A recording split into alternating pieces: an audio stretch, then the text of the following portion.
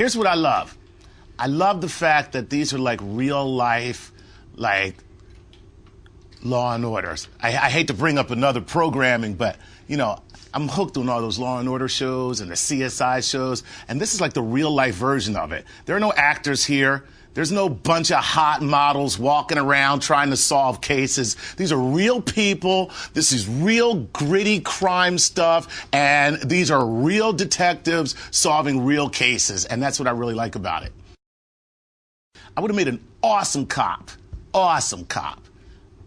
All right, maybe I would have made a better, like, traffic cop. Now, I would have made a great detective. I wouldn't have made a good cop. But you got to be a cop first before you become a detective. You know, like, see, there's too much danger in being a police officer. Like, you know, and being on the front lines the way you have to before you take the exam to become a detective. I know because I have police officers in my family, and, you know, seriously, you have to be dedicated. A lot of people don't realize that police officers get into the business because they really want to help. You know what I mean? They have that within them. You know, they also have within them a criminal element. So it's like, what do? I'm suffering some type of consternation. I want to help my community, yet I have this criminal streak in me. What should I do? Oh, I know. I'll be a cop. So I would have been a great detective, but I'm too cowardly to be a police officer. I can't be a criminal either, because if you haven't noticed, I am very pretty. I could not last 5 minutes in prison. That is why I don't commit crimes, because I'm cute. That's why I don't do anything wrong, because I could not last 2 minutes in prison. I would be somebody's girlfriend within the first 30 seconds of landing in Rikers. I would actually pick a boyfriend for protection's sake. I would land in Rikers and be like, all right, who's cute enough for me? Because I know I'm going to need him. Oh, man, when you watch True TV Forensic, here's what you realize. You are not smart enough to commit a crime. Because all they need is an eyelash and a half a can of Coke that you left behind, and your ass is going to prison. Truthfully, that's all they need. Don't commit crime is what I have learned from watching these forensic shows, because it's amazing how much evidence they can pull from a crime scene that you would never think of. It's like, you sneezed because you committed a crime with the sniffles. And that got you sent up for 30 years. Because you sneezed and didn't realize that the droplets from your nose ended up on a window.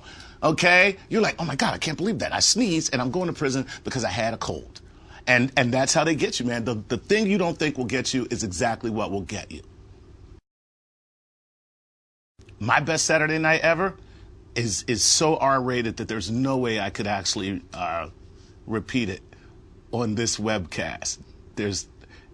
All I can tell you is it ended up with me being chained to a bed and some empty Chinese food cartons strewn about, and a delivery boy looking at me saying, "You lucky boy."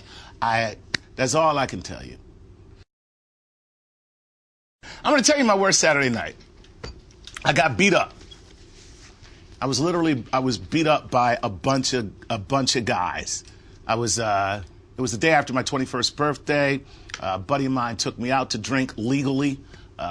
You know, I do the legally thing because, of course, you know, it doesn't really count when you've been doing it for a little while.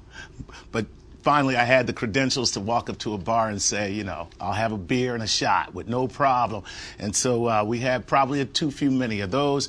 And I was wearing all white at the time. And for some reason, this guy saw that as an opportunity to impugn my manhood and said, "Don't get your white suit dirty," like that, in a very effeminate way. Why I took offense to that, I don't know, but I did. And I told him to come over here and say that to my face. And I called him a female anatomy part in the common vernacular.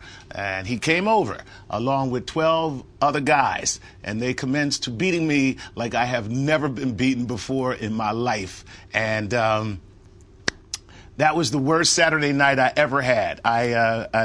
They cracked the rib. I was bleeding from my ear.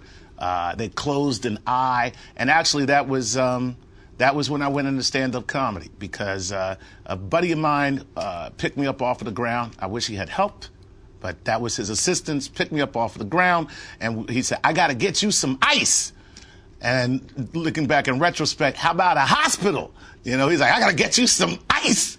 And he took me to a McDonald's, and the girl behind the counter said, oh, my God, what happened? And I don't know why. I looked at her, and I was like, I went to Burger King, and they wouldn't give it to me my way.